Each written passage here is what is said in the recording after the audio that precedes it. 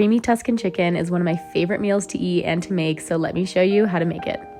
I like to start off by butterflying my chicken and then seasoning it with some salt, a little bit of garlic powder, a little bit of onion powder, some paprika, some oregano, and a bit of black pepper as well. I'm just measuring with the heart with this one. From here, I'm just going to heat a pan with some sun-dried tomato oil. This is really what's going to start building those flavors for us.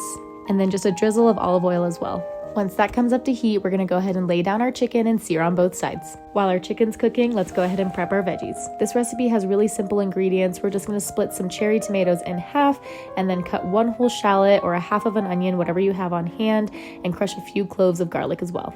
We're also going to need an entire bag of spinach for this recipe, and don't forget to wash your veggies.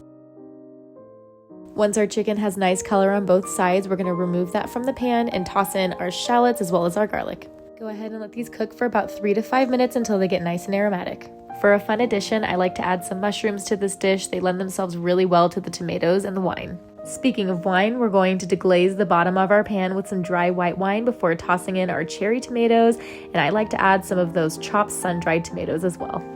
Totally optional, but I like to add in some red pepper flakes at this point, as well as a little bit more oregano before pouring in about 1.5 cups of heavy cream.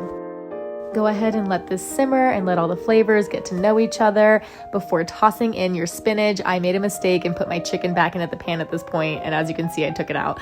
So just toss in your spinach first, let those get to know each other, let the spinach wilt down a little bit, add in some Parmesan cheese, and then we're gonna tuck our chicken back into the sauce.